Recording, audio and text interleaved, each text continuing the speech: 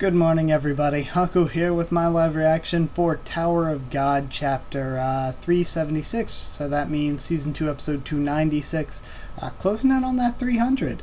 So yeah, either way, last time we had the finale. It feels like it's been longer than a week ago. I don't know why this week felt so long.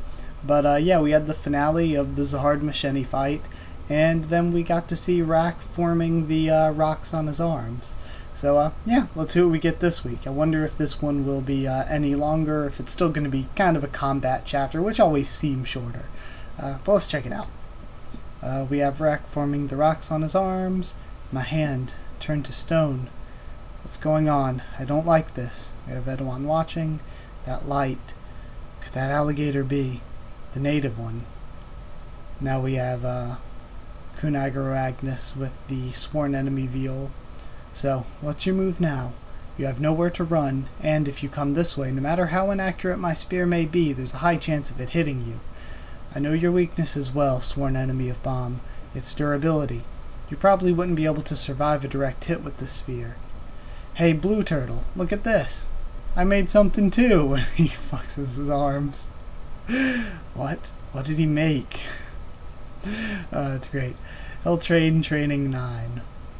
Alligator, what the heck is that on your hands? I don't know, I ate some rocks and then this happened. Are you sure it's not a side effect? Spit them out. He's distracted, thinks sworn enemy. No, I'm gonna make a shield like you too. I said spit them out, you idiot. And now what the hell? You have some electricity coming in? And it's Edwan appearing before them. Hey, alligator. I guess every Tom, Dick, and Harry's calling me alligator now. You are a native one, aren't you? Native what? Of course, Rak. What's that? Is it something you eat?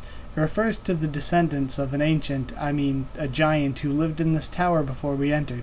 So that must have been who the picture was before. It was the giant that Rak is descended from. That giant split his body into 5 pieces to create descendants, and we called them the native ones. Because that giant was so powerful, his direct descendants were also very powerful, and were able to rule and control the elements in the tower, the Avatar. Each time they did, they were surrounded with light and changed into another form. Oh god, special snowflake Rak powers. Oh god, I just spit. Just like your hands. That's a bit of a stretch, isn't it? Sometimes there are guys who change their body like that. There's no way this alligator's anyone that great, says Agro Agnes. So there are probably also people who inherited a bit of the blood of the native ones, but this alligator is a bit different. The descendants that I've seen in this place were only able to repeatedly change the attributes and form within them, but right now there's an element attaching itself to this alligator. It's almost the same as the direct descendants of the native ones who traveled with us. But it's strange. The direct descendants from the pure bloodline of the native ones were all slaughtered by Zahard on the outside, and I heard that even the remaining ones were cursed and got killed. So how has he appeared with these guys now?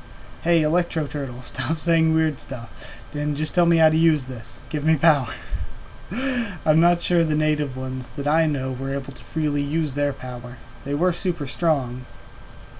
I'm not sure. The native ones that I know were able to freely use their power. They were super strong. So why are you so weak? Could it be that the curse was lifted a bit when you came here?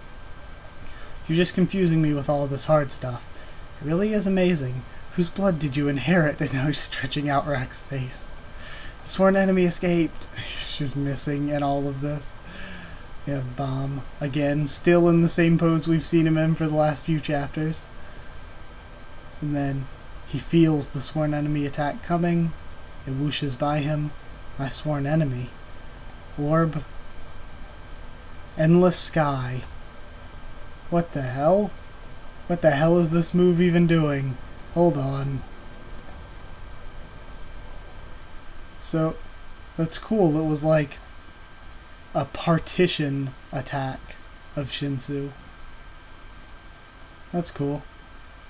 Go back now. Any more fighting would be pointless, says Baam. You will never be able to beat me. Why won't you kill me, says the sworn enemy. What? A sworn enemy is someone you dread in your heart, And you summoned yourself. Why won't you kill me? It would be better to fight and kill me, because that's the reason that you summoned me as your sworn enemy. Isn't it natural for Baam to want to kill you? And then, looks like the ice spear comes past him. Neither Baam nor we like seeing Baam look like that. Baam isn't like that because he wants to be. You're a fake. You're just a Slayer candidate created by FUG at their will, who's different from the real Baam's appearance, power, and behavior. Just get lost. To us, you're nothing more than a nasty ghost. Shut up. And then he rushes in towards them. I will not disappear. I fought alone in order to protect you all. You don't know how lonely and hard it was for me to be in FUG. Now you want me to disappear because you don't like having me around? What a joke. I sacrificed myself for you. I in the past binding me to you. See, I like this, because this is how Baam was feeling and stuff, and you can't get rid of the dark part of Baam that he had to embrace in order to protect them. I will never disappear. And then Baam grabs his arm. That was enough. You're not simply a copy of me. You're not the ordinary me. You're the me from back when I was alone at FUG, lonely. The sworn enemy that I really feared was becoming the lonely me. You're the lonely version of myself that I've always been afraid of. You're the substantiation of that. Isn't that right? Now go back to the place where you should be. And he grabs his hand. That's right, maybe. To be honest, I've always been afraid of you. The one who's always been by my side when I was lonely. But never once have I thought that you should be left alone. Was myself. Let's stay together, again. And then, the sworn enemy starts vanishing. I've kept waiting for someone by myself. The loneliness that I first faced after making a friend was far more painful than before. Every time the person who told me that someone would come find me, but every time the person who told me that someone would come find me, and not to lose myself, he's disappearing, was me. And we see the old original Baam from Volume 1 and Baam from his backstory. All of the Baams coming together. The more I wanted someone, the more lonely I became. I was so foolish. Did the orb just absorb a sworn enemy? I just witnessed a rare sight. The hidden stage, glitch room.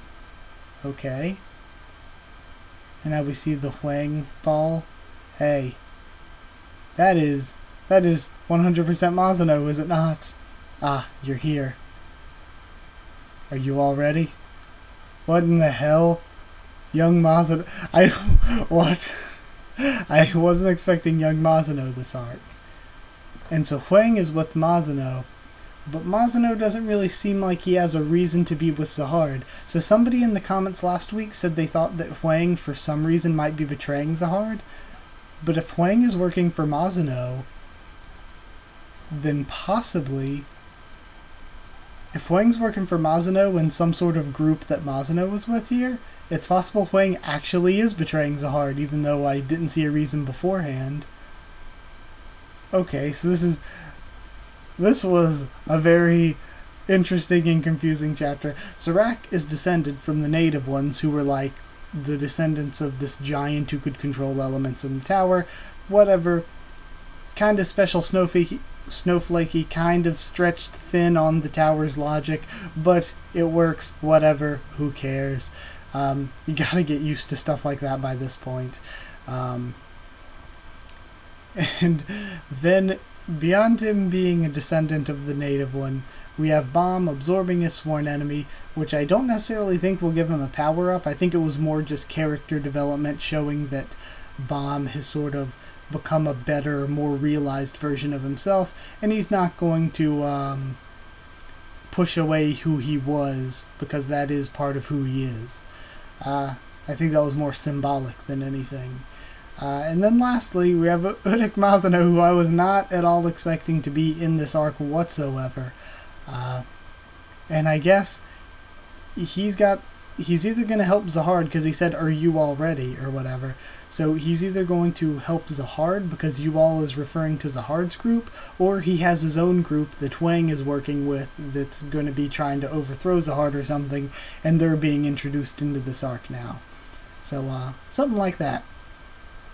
Either way, I'm really, really excited because I don't know where the arc is going to go from here.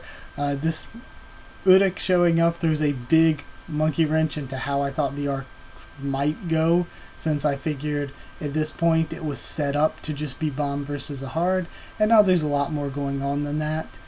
So we'll see how things go. I'll have the review up tomorrow probably. That's when I plan to do it this week, because that's the new schedule. Review should be up every Tuesday. The past month or so it's been on Wednesdays most weeks because I've been so busy. But yeah, I think it's going to be Tuesdays from now on consistently. So either way, like if you did like the video, comment down there to tell me what you thought of this chapter, what you thought of my first thoughts and reaction. Subscribe for more. Tower of God, much more on the channel. Follow on Twitter if you want. I can try to keep you up to there and stuff with the channel. And if you want a link to our Discord server to talk to me or more of us there, then just ask and I can give you a link. That's it. Thank you once again for watching, and I'll see you all next time.